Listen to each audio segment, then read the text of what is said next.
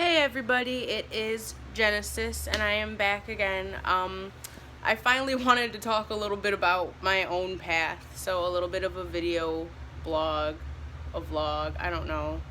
But it's a lot easier for me to, I guess, talk sometimes than it is to like write out what my journey has been without it like sounding very inauthentic, I think, because sometimes my writing style gets a little stiff. I don't always know how to articulate myself well in those things. But anyway, anyway, I have been studying witchcraft since I was like 7 years old, so 19 years-ish. It all started very comically with Scooby-Doo and the Witch's Ghost. The whole like your 1/16th Wiccan thing really got to me, and I would say that day I got on Google, like, what is Wicca? What is witchcraft? How do I get into this? Because it really fit everything that my like 7-year-old imagination was already interested in. I was already talking to dandelions and like burying dead birds and shit anyway. So it was a very natural, organic interest for me. I've always been very sensitive to energy, very receptive to people's emotions. And so that was a big part of it as well. And over the years, it just became a deep, like, I don't want to spoil obsession. Kind of an obsession. But anyway, I studied a lot of mythology. I loved reading fiction books. So a lot of the knowledge base that I have, or the ways that I make connections, especially reading cards and being an intuitive person, are just because I've spent a long time reading a fuckload of fiction and mythology and like realistic fiction and stuff like that. The more that you read and the more you read good human interactions, the more you can understand people, the more you begin to see themes and archetypes popping up. So just a little intuition tip. Take in as much as you can in like a healthy way. It doesn't mean go take in a ton of social media, but read some good books, check out some art, even if you're like doing virtual tours for museums right now and practicing safe distancing. Because you're building connections like in your brain, you're building pathways in your mind that help you understand the collective consciousness and how things move. And I'm saying that because a lot of my witchcraft and the ways that I work focus on emotions and focus on knowledge of self. They're not particularly drenched in any one tradition or method or anything like that. I'm very much a big fan of knowing yourself and trusting yourself and, making your own tradition. So, where was I? Yeah, so I started studying stuff when I was like 7. And I, on and off throughout the years, would go through different topics. I was always fascinated by tarot, always fascinated by divination and mediumship. And I did a lot of like just amassing knowledge, I guess. I didn't really start practicing any spells until I was a teenager. And even then, like very little. When I was 16, I made a dedication to the goddess Hecate. I feel like there are so many ways that people say her name, and I probably butcher it every time, but I've been working with her for 10 years, and only in the last year and a half did I start doing like ceremonial type stuff and branching out into things other than my own personal gnosis with her, because she's very much like a mother figure in my life. Let's see. So that was a big thing, and that's part of why I'm such a big advocate for making your own rituals, your own initiations, your own links to deities and angels, doing so with awareness, with caution, with a good knowledge base, but doing so for yourself. You don't have to go to somebody special to begin a path, or to commit yourself to a path, or to commit yourself to working with a particular energy. That's up to you. There are, of course, like closed practices or traditions where you do go through like a priest or something, but it's your choice to begin that path. And if that's for you, then that's perfectly fine. When I was 17 or so, I got my first tarot deck. I was actually hired, air quotes, to be like a fortune teller at a family friend's daughter's birthday party. And she was only a couple of years younger than I was, like 3 years younger than I am or something, but I was super excited because I'd wanted tarot cards like forever, and I hadn't gotten them yet. My mom kept saying no. At the time, she was like, "You're not doing this. It's not happening." And I was like, "Okay, that's what you think. It's happening. This is the only thing that makes sense in my head." So I got my first tarot deck, and around this time, like I said, I was in high school. Sorry, I keep like seeing a bird up there. My glasses are off because they fall off while I do this. So I leave them off, but then stuff catches my attention. But my mom was not super hype about me studying and practicing witchcraft at the time, because I'm very open about things in my life. I'm not gonna not be myself. So anyway, my dad bought my first tarot deck, and he bought it so that I could be this fortune teller card reader at this birthday/Halloween party. And it was the Rider-Waite deck, but it was like a small like travel size, and I fucking hated it. We did not get along. I had felt negative readings every time I did it, and that was with like no training. I just jumped in, like I didn't read anything. I was just like, I'm gonna look at the book that comes with the deck. And I would bring it to school like at lunch and, read cards a couple times. And I gave like good readings, but I didn't know what the fuck I was doing, and I just left it alone. And so my junior year went by, my senior year went by, and high school was rough. I had been like sick a lot. It was towards the end of high school that I really realized and understood that I was an empath. I went through the beginning of what was a 10-year like eating disorder that I would say I'm still like in recovery of, like to the point where like I don't feel when I'm hungry often, or if I do, it's like very late, like hours after I should have eaten. So a lot of things shaped my path, and chunks of them were isolation and escapism. I love learning, and so learning more about tarot, learning more about things that people weren't in my circles always learning about and talking about, was my way of finding a space of competency. Which, if you're familiar with like personality types or the Enneagram or whatever, like I've got that type 4 with a 5 wing. It's very much like shame loops and who am I? And that has also really influenced my witchcraft, because knowing yourself is like the most powerful thing of all time. I don't care how prayed up you are. If you don't know you, shit isn't changing. It's just not. And that was one of the biggest catalysts for my awakening and for what the last 5 years has been. So I'll fast forward a little bit. I was in high school. I was doing readings a little. By the end of my senior year, I was graduating high school. I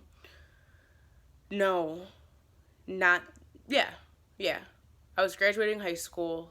I saw ghosts for the first time in a very long time, like since I was a kid, since I was like a little kid, like single digits kid. There were 4 of them at a railroad in Monroe, and I saw them driving home from visiting my grandparents when they lived there, and it just struck me. It was just absolutely surreal, because they saw me and they knew that I saw them.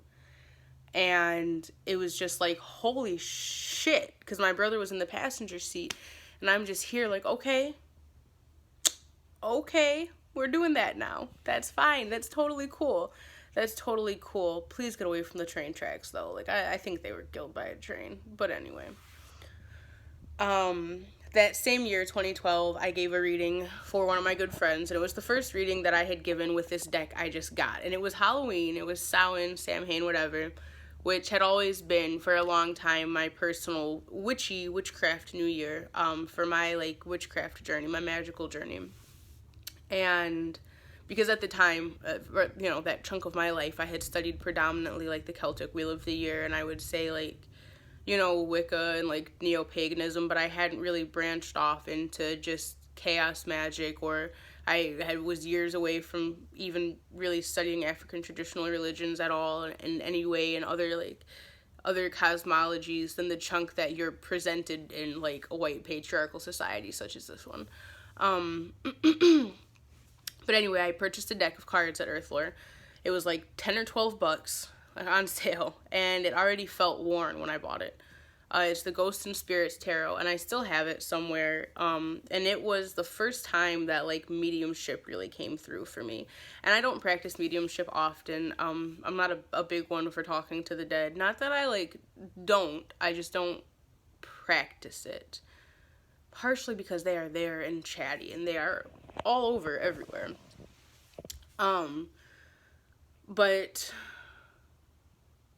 But I gave a reading in a Starbucks, and their great-grandma came through very strongly. And I remember I got home that night, and I lived in Wixom. I got home that night, and I called my mom, like, what the fuck? I'm, like, channeling or something. Like, the pieces of me that have always remained skeptical are a little shooketh, because this person's great-grandma, who I've never met, never seen a picture of, never heard, who's passed on, just came and sat over my right shoulder to convey a message. And it was incredibly humbling, but it really got put on the burner. And this is where that extra level of shit kicks in. So, like, just trigger warning for a minute. Just, like, pause, because I'm going to very briefly mention that I was raped when I was 19 by somebody who I had known for several years. And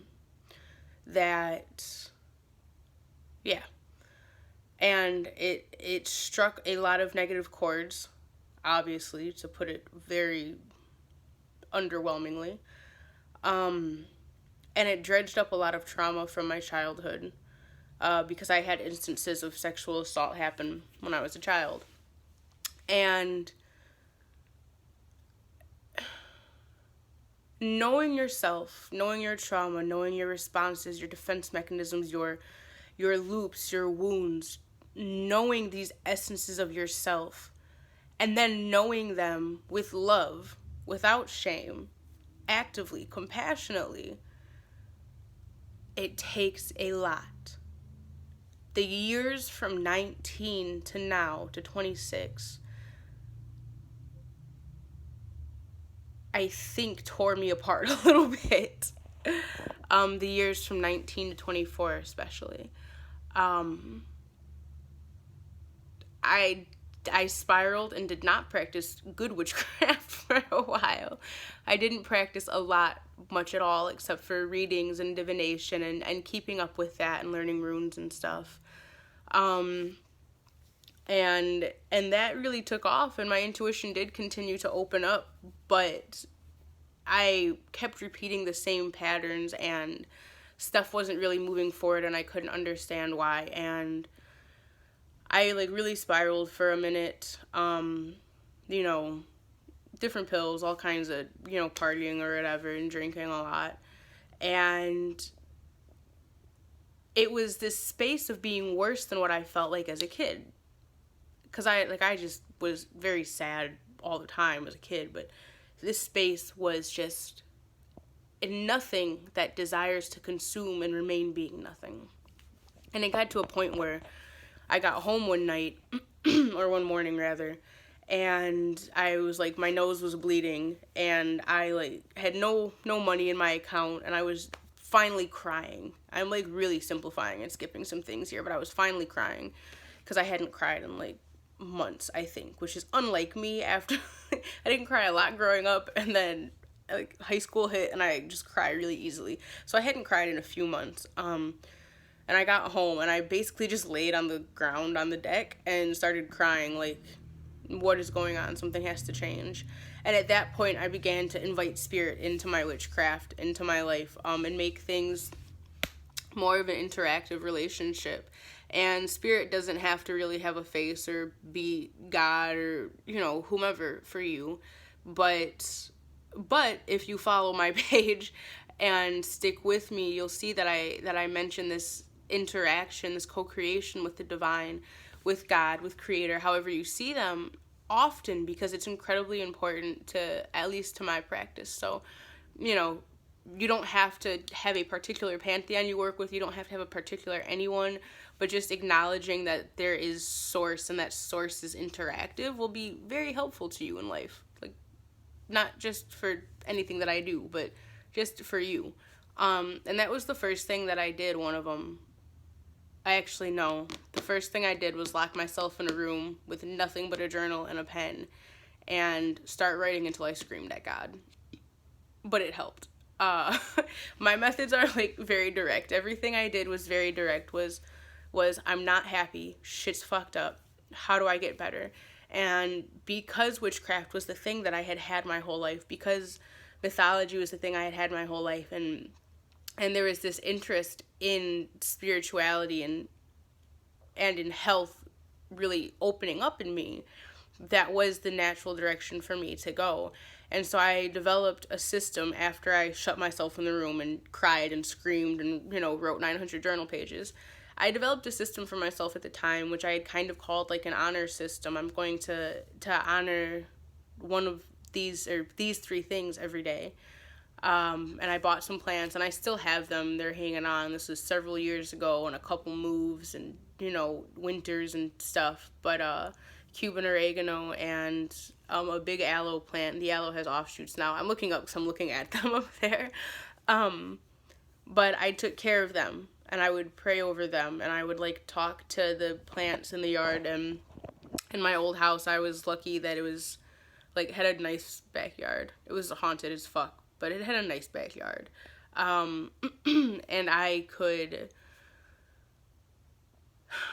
was pouring love into something, and it wasn't me, so it didn't hurt, because I felt like that something deserved to be loved, and it was easy to see that it was something that was in need. Because I'm the kind of person who likes to nurture. I need to have something to pour into. And I would also honor my space somehow, and then myself. So even if it was just clearing dirty dishes out of my room, I don't really like eating in my room, but I would have really bad spells of depression. And so I made it a rule that if I started noticing more than 2 cups in my room, I would clear them out. I mean, maybe even started out with 4, and now the number's down to 1 cup on the nightstand, and that's it. Because your space heavily affects your mental health. To me, I don't know, I'm not a psychiatrist or a psychologist, but clutter in your environment is very destabilizing and disruptive, and especially old clutter, stale things. Old cups might seem like nothing, but it's gross. It has the energy from yesterday. You weren't happy yesterday. You know what I mean? I was going through those times where I wasn't happy. I'm wearing sweatpants. I'm fucking drinking myself to sleep. And I leave that cup in the room, and I wake up the next day trying to be better. That old energy is still in your space. So it doesn't mean that you have to clean every day. I don't like that whole thought, well, if you would just go outside and clean and do this, you'd feel better. No, not true.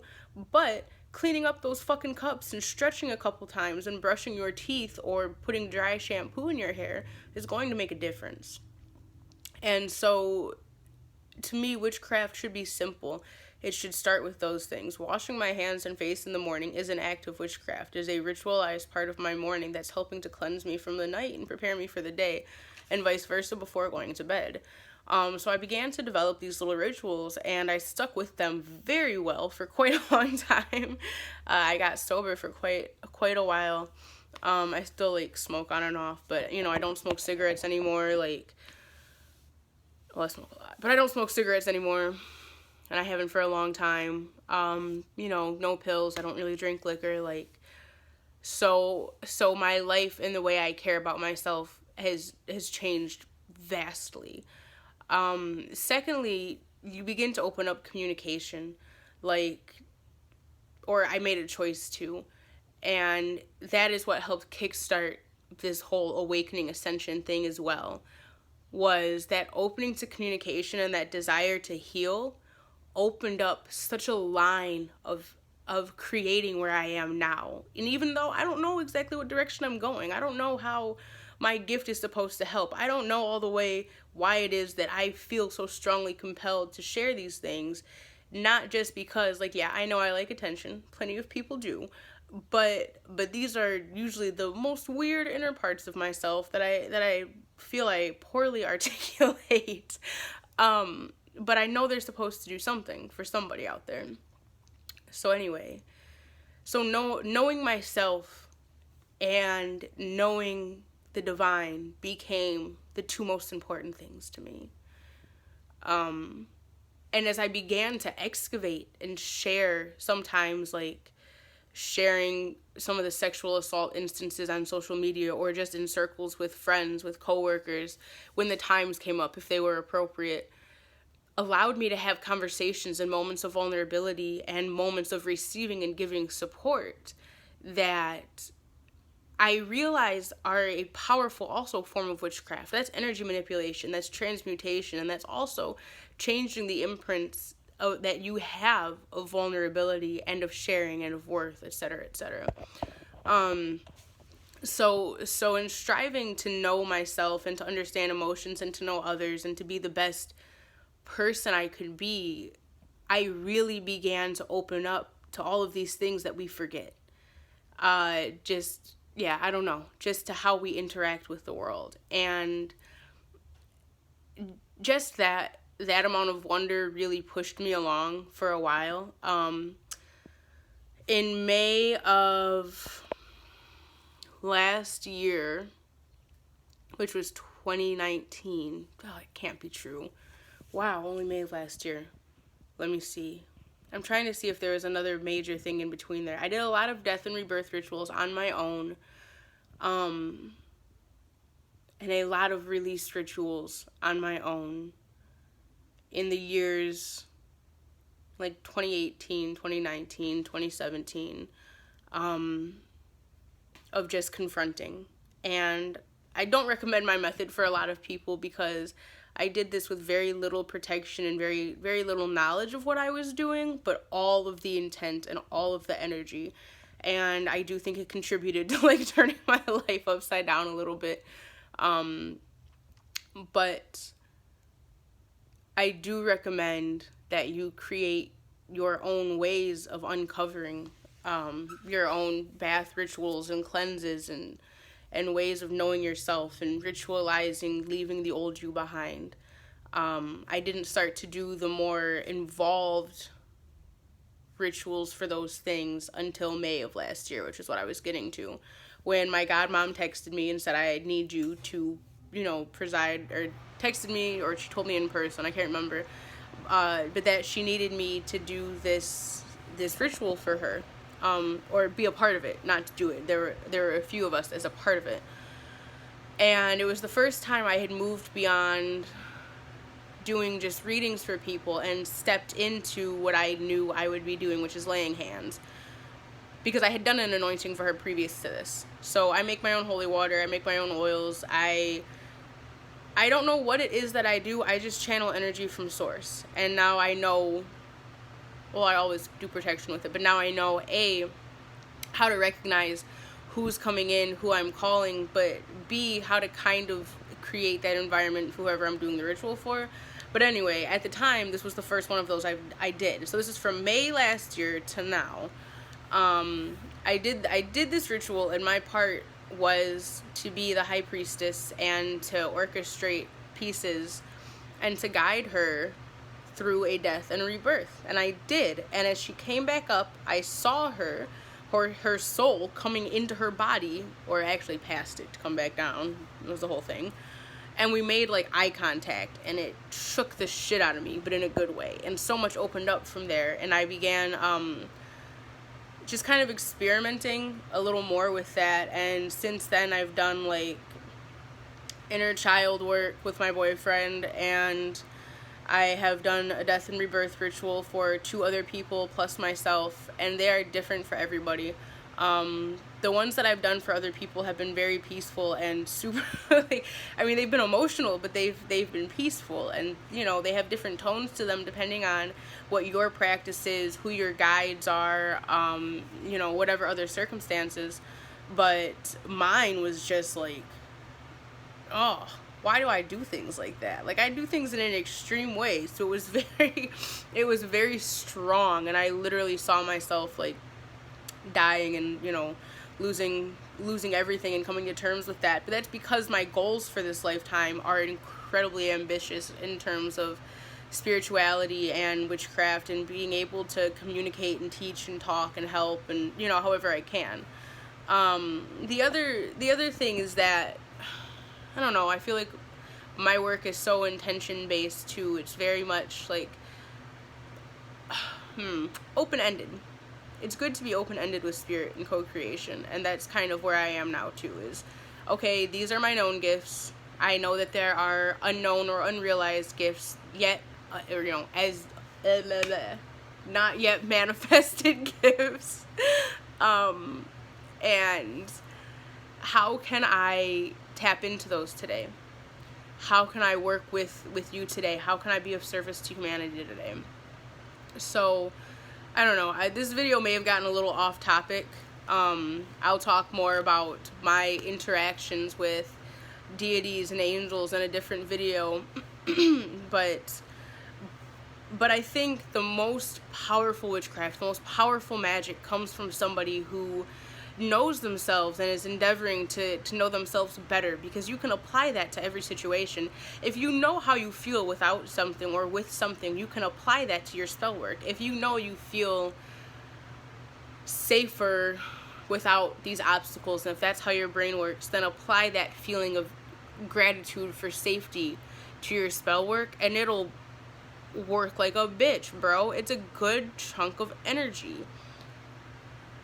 Emotions are intense. That's why we think they are real. That's why we make the mistake of them being concrete and truth. They're fleeting. Our feelings are responses.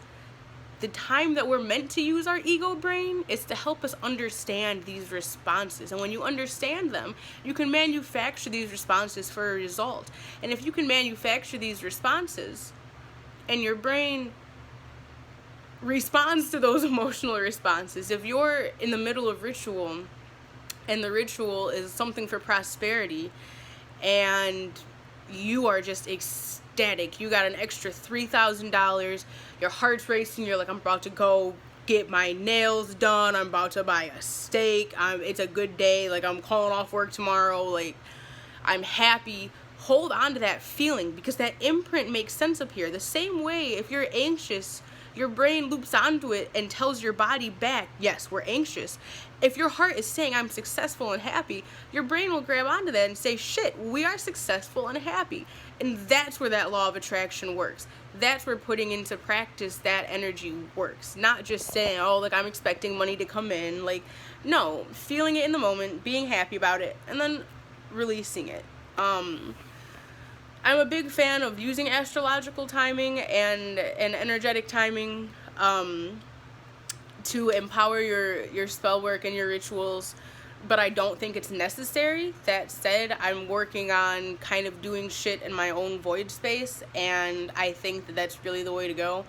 Doing things in your own space, because you are God, aren't you? Like, the source shot you off to be a whole entire expression of source.